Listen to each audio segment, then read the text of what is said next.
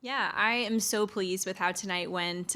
Going into it, our mindset was to start strong and to handle the noise, meaning there was going to be a lot of distractions, nerves, doubts, things that everybody goes through their first time competing during a season.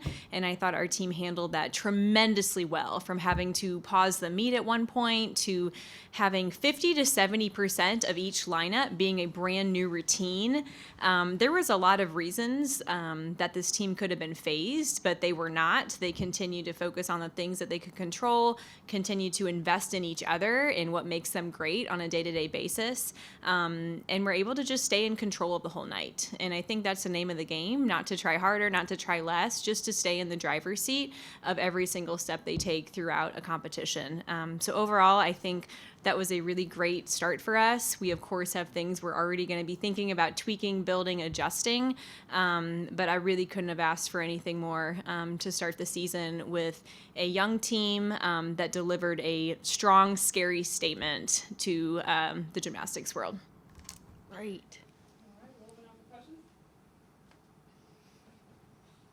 You talked about, Ashley, the lineups having a lot of new routines. Just what did you see out of the people making their debuts tonight, whether it was some of the freshmen or Gabby on beam, or I think Rachel, that was your first time on floor?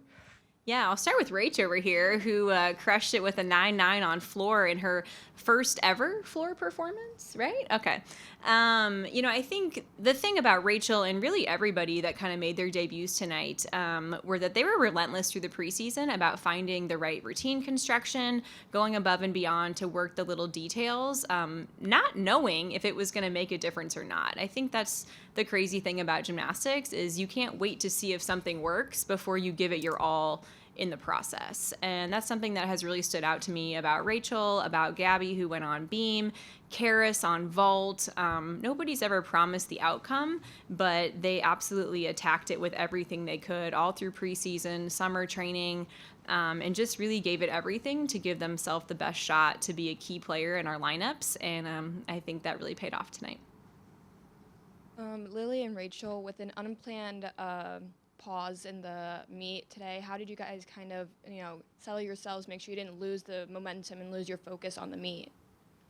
Yeah, I think that's what this team does best. Like Ash was saying, we're unfazed by the irrelevant little things that go on outside of our bubble. A lot of credit to Rye in the back half of the bar lineup. It was just another little thing that went on the outside and didn't affect anything that they were doing. It didn't affect their approach, and I'm just so proud of them. I think also we've worked in the gym on being able to handle any situation. So when that came up, it wasn't really a situation. It was just normal for us, and we knew what to do. We stuck together as a team. We were having a dance circle. People were staying warm, doing what they needed to do, and it was just like another practice for us because it was something we were able to handle. It was actually funny in that moment because I walked over to the chalk tray and Gabby Gladio looked at me and she was like, "Are you playing tricks on me again?" And I was like, "No, I'm not playing tricks on you." And, what she meant is that we do practice scenarios like that pretty frequently where we kind of pause the practice to make them wait a little bit longer. They all hate that in practice because once you get going, you want to keep going. And again, I think that was a great moment where you could see that work paying off. And I think for our team, it's confirmation that we need to continue to practice all scenarios like that because that allowed us to step into it so smoothly and overcome it, and it wasn't even a big deal. For Rachel, just what was it like to be able to perform on floor the first time and kind of hit the routine with the 9-9? It started a string of 9-9s that Lily, you were able to continue. So if you could kind of talk about that too. It was such an amazing experience. Like Ashley said, I really worked hard in the preseason, and everybody who was able to debut a new routine, we really worked hard in order to put ourselves in this position. So it was amazing having my teammates with me. Being in Coleman Coliseum was so fun, and there were moments where I was just very grateful for where I was and very grateful for the hard work that got me there and my teammates' support and my coaches' support. So it was surreal, but also, again, like Ash said, we really prepared to put ourselves in the best position. So it was a moment where I just wanted to take it all in and then do my best for my team too. So it was an amazing experience to be able to go out there and do floor at Coleman. Yeah, so proud of Rach. I mean, they set me up perfectly to just go out there and compete freely. I think I remembered tonight. I remember every year, but I remember tonight why I love it so much. I was just all smiles, and as soon as I started my routine, I just had so much gratitude and appreciation, just soaking it all in. Everyone on their feet. Coleman was electric. We had people running around, getting people hyped up. Like, I couldn't even hear my music after my first pass. It was so loud. So I'm just taking it all in, especially since this is my last year, and it's going to be a lot of fun. Hold that. This was also the 5th highest team opening score in program history at 197.025. What a night. Ashley, you, Peyton, a freshman, anchored the bars lineup and then took the title. So what does that kind of say about her as a gymnast and just having that faith in her? Peyton she is such a performer. She's such a competitor. But really, it's just a reflection of her work. For me, it doesn't matter if you're a freshman, a junior, a senior, a sophomore, a super senior. Every experience is valid. Every experience is needed. And you don't learn until you just get out there and go. And so for me, she had earned an opportunity to really be a high scorer for our team. And it made sense to have her as an anchor. And I think we all trusted her. We've seen her do the work. We've seen her step up in high pressure situations. And she does that every day. That routine didn't look any different than what she does every single day in the gym. She's consistent. She's a go-getter. And we always try to be our average. And she was her average out there today. And just turns out her average is pretty dang good. This can really be for any of y'all, but I know there's so much that's out of your control with scoring, but for Gabby to get that 995 at the end, for y'all to go over the 197 mark, and I guess the 5th highest season debut, just kind of how good is it to kind of cross that threshold already in the first meet? I can take it if you guys don't want to. Well, it's obviously an amazing feeling, but we really focus on being unfazed. I know we talked about that a lot, but I didn't know where we were going into floor or any event because we try not to look at the scores because, again, like you said, that's an uncontrollable for us. So it's an amazing feeling to be able to do that, and it does validate all the hard work we've put in. But at the same time, we knew tonight was a win for us, whether or not we hit that threshold too. So, yes, it's an amazing feeling, but also I'm so proud of us for everything we did, regardless of the scores. Yeah, I think the scores can be so unpredictable that even if we ended the night with a 196.2, I think we would still have that same feeling of we started strong and we handled the noise, and that was a great building block to continue to grow in. And that's something that we've really worked to have a better hold of this year, is to really have a set metric for how are we going to judge this meet. It's not by the score, but what in our approach can we judge that we did really well? And so again, I think tonight was about handling the noise, handling any type of distraction, and we had a perfect opportunity to be able to do that tonight. And so that's how we count our wins, and we'll take that, continue to refine the details, and keep plugging away for next week. After a win like this, how do you guys, make any changes or keep going into a meet like Kentucky next week? We are always making changes. I think the biggest distraction can be complacency.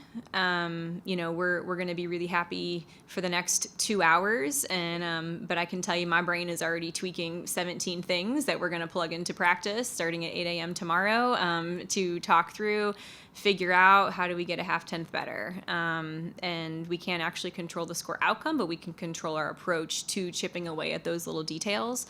We're looking at depth this first third of the season. We really want to get 10 competitors on every event that are dialed in, ready to go. And it doesn't matter who's going, everybody's able to make that type of impact. So we'll hit the ground running again starting tomorrow, have a nice restful weekend, and then prepare for our first away trip at Kentucky. For Ashley, do you have an update on Jamison Sears? She just didn't warm up tonight or compete. Yeah, Jamison this week had kind of an unplanned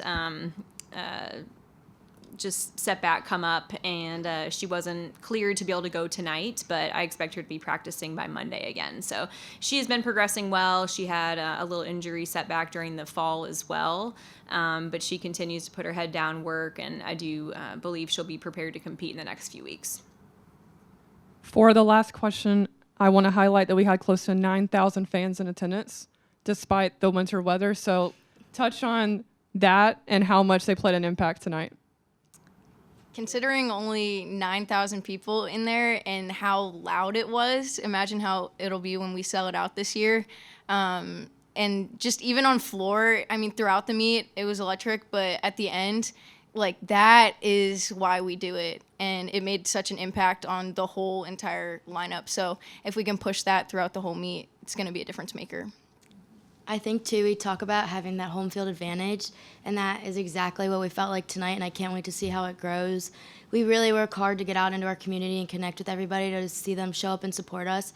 It really means a lot, and it makes such a difference, not just on floor, that was obviously where it was the loudest, but even throughout the meet when they're responding to the cheers and they're getting really loud and shouting tens. It makes all the difference, and it's helps us feel connected to them because this community is so supportive, and it's an amazing experience to be able to have them cheering us on.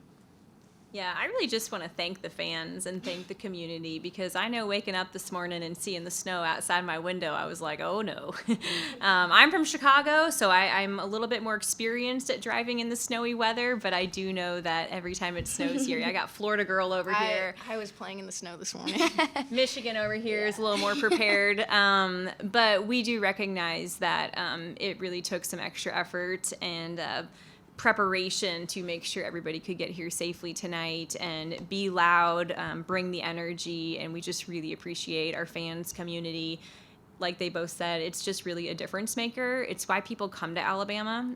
When you compete in an environment like that, people watching in the stands, they just want to be here. They want to compete on this team. So it really is a huge difference maker, not only for the competition itself, but for the future of Alabama gymnastics. So we really appreciate that investment. Our ladies work hard. They invest into the community 1 hour every single week as they are striving to be the change that they want to see in this world and in this program, first and foremost, to start with. So thank you all. We appreciate you. And our goal is to sell out 3 of our 5 home meets this year.